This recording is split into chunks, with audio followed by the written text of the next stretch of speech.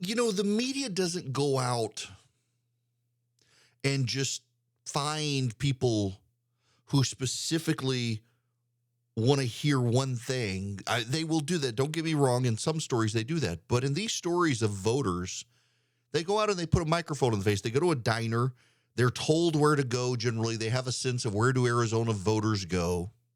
And they show up at these diners.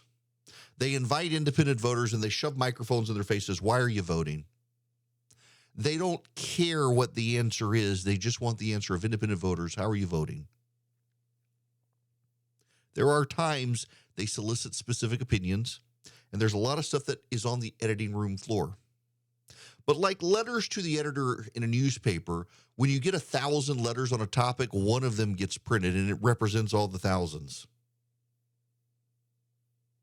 When you have independent voters in Arizona who are saying they can't vote for Mark Kelly because of crime and the border and fentanyl and the economy, and Joe Biden is the worst president ever, that's a sign something is happening out there. That's a sign even in Arizona. Kari Lake is going to be governor. I was on CNN on Aaron Burnett last night with Bakari Sellers. Bakari Sellers had been in the South Carolina legislature. He's a Democrat. And he was dripping with disdain for Kari Lake and Blake Masters, that even questioned their loyalty to the United States, that they're clowns, they're not serious candidates, no one can vote for them. They denied the election, dripping with disdain for them. That's exactly why the Democrats are losing this year. Democrats got it in their head that everyone cared as passionately as they did about January 6th. Democrats got it in their head that everyone passionately cared about the threat to democracy.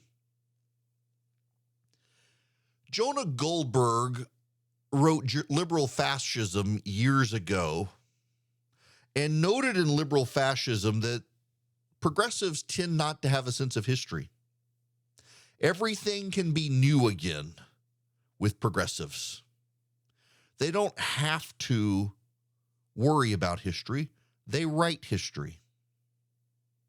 Now, I'm paraphrasing Jonah to a degree, but he had a point there, and it's a point you've got to understand. The Democrats tend to forget what's going on. The Democrats tend to forget historic patterns. And what we tend to find very often with progressives is that by having no sense of history, they tend to be doomed to repeat history.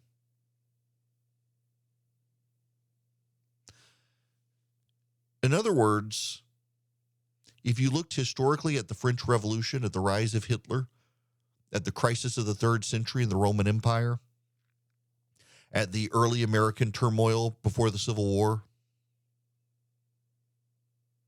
inflation had one of the most destabilizing effects in world history. Inflation is damaging to democracy. The Democrats have been trying to push people to battery-powered cars. They've made it hyper expensive to get oil out of the ground. By causing energy prices to go up, they've caused food prices and travel costs to go up. They've caused inflation to go up. Democrats, not Donald Trump, Democrats have caused the very crisis of democracy they claim they're so obsessed about stopping. And yet the solutions they have make the problem worse. Whether you're talking about the crisis of the 3rd century with the Roman Empire or the French Revolution, the rise of Hitler, or tons and tons of other destabilizing issues, the fall of the czars in Russia, inflation is a common tie. And the Democrats have caused inflation. While they're wringing their hands about the threat to democracy, they've caused the threat to democracy by causing inflation, by driving up the price of a barrel of oil, by denying American energy independence. They've now seen the cost of gas rise, the cost of groceries rise, the cost of everything rise. They caused inflation. They are the ones who caused the threat to democracy. They are the threat to democracy in that case, not the Republicans, and none of them can accept it. None of them can believe it. They drip with disdain for Republicans. They think, my gosh, I can't believe we're losing to these people. How dare the voters vote for the threats to democracy? The voters are actually voting against the threat to democracy. The voters have the sense of history the Democrats like. Time and time again throughout world history, you see massive rises in inflation. You see economic and political instability. It's the Democrats who caused it, not Donald Trump. This is basic history. The Democrats have been so fixated on Trump, they allowed everything else that really matters to break. And now they are mad at the voters that the voters do not care about January 6th and the election as much as they do. I'm on CNN with this guy, Bakari Sellers. Nice guy. Don't agree with him on much. Nice guy. But he's just railing against Kari Lake and Blake Masters in Arizona, both of whom now might win because he's focused on January 6th and the election, and they are focused on crime and the border and the economy. They are focused where the voters are. Democrats are focused where their bubble is. In Georgia, Herschel Walker, more likely than not, can now win without a runoff.